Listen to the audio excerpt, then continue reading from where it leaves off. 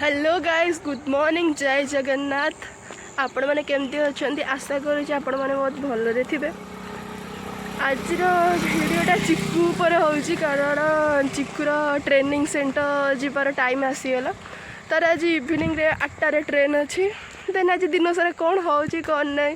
Then घर तो समस्ते माने मन दुखर अच्छा। भिडियो आगू रुहतु देखिए माने आज दिन सारा कौन करुचे, चिकू केमती गला। चिकुर भी बहुत थर कल आसला मंदिर जावाई। सो मुझे वाकिंग आसी देन से फोन कर चलते जा मंदिर में सीधा देखा टाटा। एबे मो भोग धरी रेडी चलते जा मंदिर आग पूजा कर तो सका उठी जानवटा नुह कि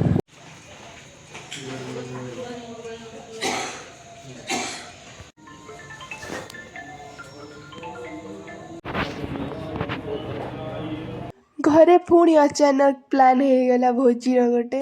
देन चलतु 3टा बाजले आम खीरी सरी के सर वेट कर नवा।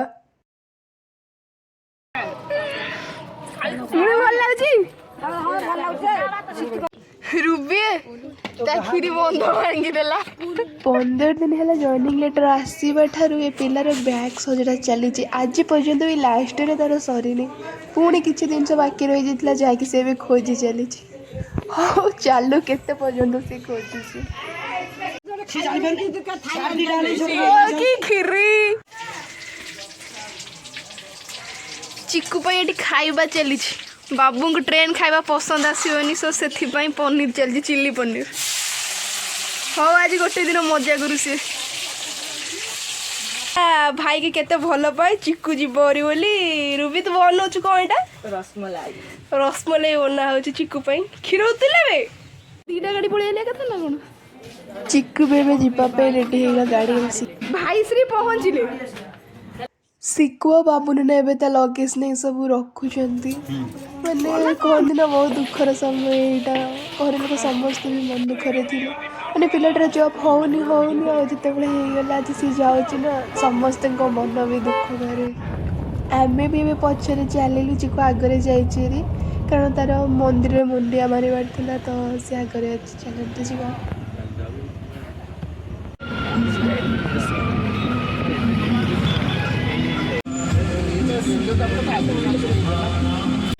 स्टेशन में आम पहुँची शिखुना ना कौन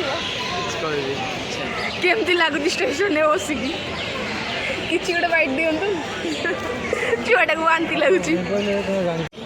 सोनिया वेलकम वेलकम तुम सांग जाऊँ केमती लगुच।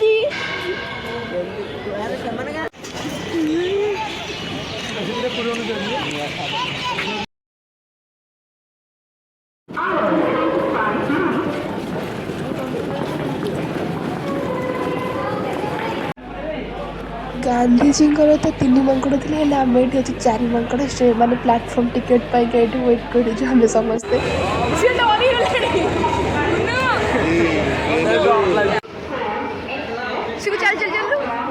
सिकु और रूबी 2 जन प्रथम थर पर स्टेशन आसी बुलवाई। सो से भी टे चिकुर तो 1 नंबर प्लाटफॉर्म अच्छी ऊपर भी दंडे बुले छाड़ा प्लाटफॉर्म बुलूचु।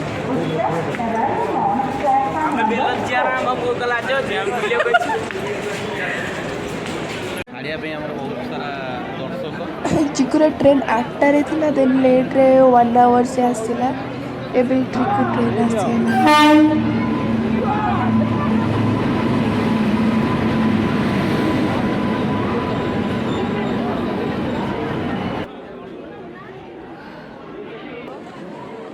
फाइनाली चिकुर जीवा टाइम आसीगला।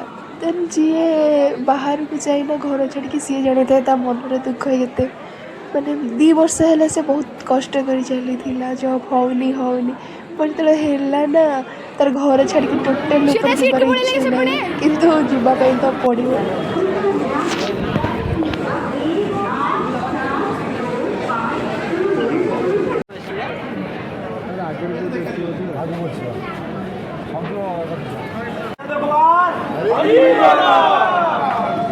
घर छाड़ी जीवार दुख तो मन में बहुत थाए हेले से निज लुह को निज भर चापी नौ के देखिपे से जानी सी कांद मैंने मामा कांदे सो से